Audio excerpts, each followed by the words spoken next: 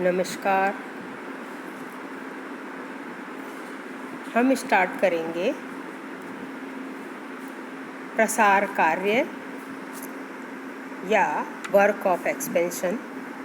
इसके पहले वाले लेक्चर में हमने कार्य की धारणा समझी थी और उसमें हमने ये देखा था कि कार्य क्या किसे कहते हैं, और आज हम देखेंगे कि कार्य का प्रसार कार्य क्या है। हालांकि हम इसके बारे में पहले थोड़ा बहुत देख चुके हैं कि प्रसार कार्य क्या है और उसको हम किस तरह से समझा सकते हैं।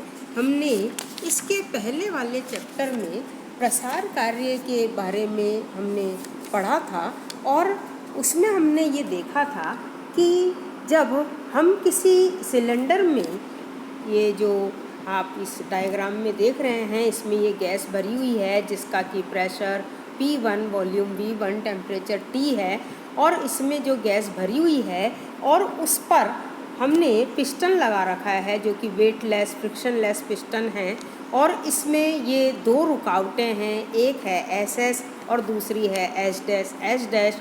तो इनिशियली इसका प्रेशर P1, वॉल्यूम V1 है, और इस गैस पर हमने ये जो लगा रखा है वेट, वो है M।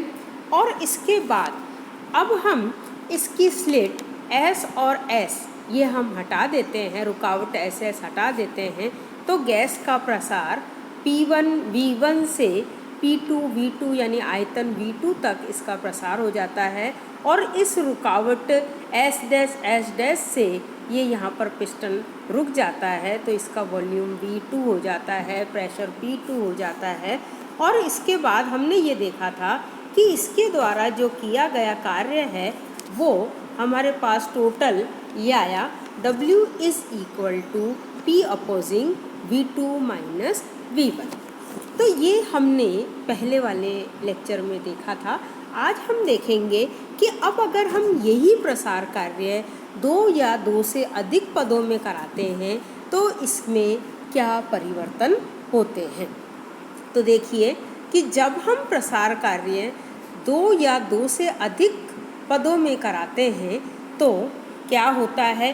तो यहाँ पर आप देख रहे हैं कि इनिशियली वॉल्यूम V1 है ना, और V1 से जब हम इसका एक्सपेंशन V' तक कराते हैं तो हमने वेट M' रखकर इसका प्रसार V' तक कराया। तो उसमें जो कार्य किया, सिस्टम्स के में जो कार्य हुआ वो है W1 = P opposing dash V' minus V' minus V1। अब हमने उससे कम वज़न M" रखकर इसका एक्सपेंशन करवाया V' से V2। तो उसके द्वारा जो कार्य हुआ वो W2 = P opposite double' V2 minus V'। तो इस सिस्टम के द्वारा जो टोटल वर्क हुआ W = W1 plus W2 which is equal to P opposing dash. हमने यहाँ पर W1 और W2 की वैल्यू रख दी, तो हमारे पास जो कार्य आया वो है P opposing dash with in bracket V' minus V1 plus P opposing double' V2 minus V1। तो दो स्टेप में एक्सपेंशन करवाने पर इसका जो कार्य है वो बढ़ जाता है, जैसा कि आप यहाँ ग्राफिकली भी देख रहे हैं। हमने ये ग्राफ प्लॉट किया है P वर्सेस V, हमने यहाँ ग्राफ प्लॉट किया है। तो यहाँ आप देख रहे हैं कि इनिशियली इसका प्रेशर P1, वॉल्यूम V1 है, और जब हमने इसका यहाँ एक्सपेंशन कराया ये आया तो इसका अपोजिट प्रेशर जो P अपोजिंग डैश हुआ। फिर उसके बाद हमने दूसरे स्टेज में इसका एक्सपेंशन कराया, यहाँ पर इसका वॉल्यूम V' है, और फिर हमने यहाँ से फिर और एक्सपेंशन कराया V' से V2 कराया। तो इसका जो वर्क डन है वो इंक्रीज़ हो जाता है, प्रसार कार्य में दो स्टेप में कराने पे बढ़ जाता है। फिर यहाँ पर हम ये देखें कि इस तरह से अगर हम प्रसार कार्य कहीं पदों में संपन्न कराते हैं तो जो प्रत्येक पद में उत्पन्न कार्य है उसको अगर हम डेल डब्ल्यू से व्यक्त करें तो del W is equal to P opposing D V हो जाता है। और इन सब छोटे छोटे कार्यों को जब हम इंटीग्रेट करते हैं तो इंटीग्रेट करने पर जो हमारे पास कुल कार्य आएगा W is equal to within limit 1 to 2 del W is equal to within limit V1 to V2 P opposing DW। ये हमारे पास W1 आ जाएगा। और इस तरह से जब कोई भी कार्य कई छोटे छोटे पदों में संपूर्ण करवाया जाता है तो इसका तात्पर्य है कि किसी परिवर्तन में अनंत सूक्ष्म परिवर्तन करके हम तंत्र का अध्ययन अगर करते हैं तो सिस्टम जो है, तंत्र जो है अनंत सूक्ष्म समय के लिए ही अपना जो इक्विलिब्रियम से विचलित होता है, अपनी साम्यावस्था से विचलित होता है। तो यह एक उत्क्रमणीय स्थिति में संपन्न होने वाला कार्य है, यानी रिवर्सिबल कंडीशन में होने वाला ये वर्क डन है। और यहाँ आप देख रहे हैं इस ग्राफ में, इस रिवर्सिबल कंडीशन में जब हमने कई पदों में इस कार्य को कराया तो कई पदों में कार्य को कराने पर इसका जो टोटल वर्क डन है W is equal to V1 to V2 P opposing DV हो गया। और ये जो टोटल वर्क डन है वो मैक्सिमम हो गया। इस तरह कई पदों में अगर हमने कार्य कराते हैं तो उसका वर्क डन मैक्सिमम हो जाता है। तो इस प्रयोग से ये सिद्ध होता है कि जब हम उत्क्रमणीय प्रक्रिया में अधिकतम उत्क्रमणीय क्रिया में जब हम कई पदों में कार्य कराते हैं तो कार्य अधिकतम होता है। और ये भी प्रूफ होता है कि कार्य एक पथ फलन है जो इस बात पर निर्भर करता है कि तंत्र के द्वारा जो परिवर्तन है वो किस पथ पर हुआ है। यदि कार्य की जगह हम ऊष्मा लेते हैं, ऊष्मा ज्ञात करते हैं, तो ऊष्मा भी एक पथ फलन है।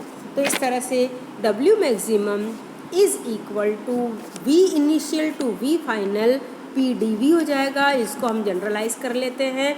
और PV is equal to NRT, या V हम P की वैल्यू अगर कैलकुलेट करें तो P is equal to NRT upon V, उसको हम इस इक्वेशन में पुट करते हैं तो ये हमारी वैल्यू हो जाएगी W maximum is equal to V initial to V final NRT upon V dV, और is equal to W maximum is equal to NRT within limit VI to VF dV upon V, और NRT log VF upon VI, और W maximum is equal to 2.303 NRT log VF upon VI। तो इस तरह से हमें कई पदों में कार्य करने पर मैक्सिमम वर्क डन प्राप्त होता है। तो इसको आप एक बार और अच्छे से समझिए तो आपको समझ में आ जाएगा। और अब हम देखते हैं work of compression. Work of compression जो हम यहाँ पर देख रहे हैं इसका मतलब है संपीड़न का कार्य।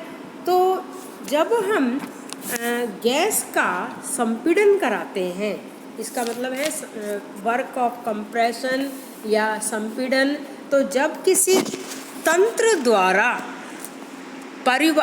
किसी तंत्र का परिपार्श्विक द्वारा संपीड़न होता है तो तंत्र पर कार्य होता है और इसको हम कार्य नष्ट होना भी कहते हैं। इस कार्य की भी हम प्रसार कार्य की तरह गणना कर सकते हैं। संपीड़न में आयतन कम होता है और आयतन ऋणात्मक होता है। इस प्रकार तंत्र पर किया गया कार्य ऋणात्मक होता है। यदि हम यहाँ पर ये देखें कि जो आयतन जो संपीड़न कार्य में प्रसार कार्य की तुलना में इस संपीड़न कार्य का चिन्ह परिवर्तित ही नहीं होता है। इसमें जो तंत्र पर अधिक कार्य किया जाता है, संपीड़न में तंत्र पर अधिक कार्य किया जाता है और प्रसारण में तंत्र द्वारा कम कार्य किया जाता है।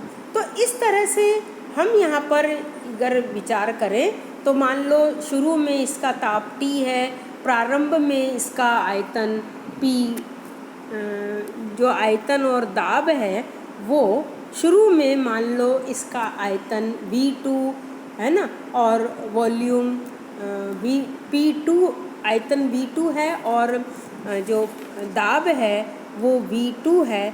तो अगर और अंतिम चरण में इसका आयतन V1 और दाब P1 है, तो और इसमें हमें बल ज़्यादा प्रयोग करना पड़ता है, उससे इस पर लगाए गए बल, मान लो जो हम दाब लगाते हैं वो दाब जो है वो तंत्र पर किया गया कार्य जो है वो उस रेखांकित आयतन के क्षेत्रफल के तुल्य होगा, किंतु इसका जो चिन्ह है वो ऋणात्मक होगा। यहाँ पर जो आप डायग्राम में देख रहे हैं ना, इस रेखांकित कार्य के तुल्य होगा जो किया गया कार्य है, और उस कार्य को हम इस इक्वेशन के द्वारा शो करेंगे। W = P opposing V1 minus V2। तो एक चरण में जो किया गया संपीड़न कार्य है तो एक चरण में किए गए प्रसारण कार्य से कहीं अधिक होता है। यदि संपीड़न हम दो पदों में करते हैं तो अंतिम आयतन V2 के पूर्व माध्यमिक आयतन V' होता है और उससे संपीड़न कार्य कम होता है। तो यहाँ पर आप इस डायग्राम से देख रहे हैं कि जब हमने दो पदों में संपीड़न कार्य किया है तो दो पदों में संपीड़न कार्य करने पर इसका जो संपीड़न आयतन है वो ये पहले V से V' होता है, फिर V' से V2 हो जाता है, तो उसके कार्य में कमी आती है। तो इस तरह से अगर हम दो या दो से अधिक पदों में कार्य करते हैं तो उस कार्य संपीड़न कार्य के मान कम हो जाता है, जबकि हमने प्रसारण में ये देखा था कि प्रसारण का मान बढ़ जाता है। तो इसको आप अच्छे से देख लीजिए, अपनी किताब में एक बार खोल के और अच्छे से समझने की कोशिश कीजिए। Thank you.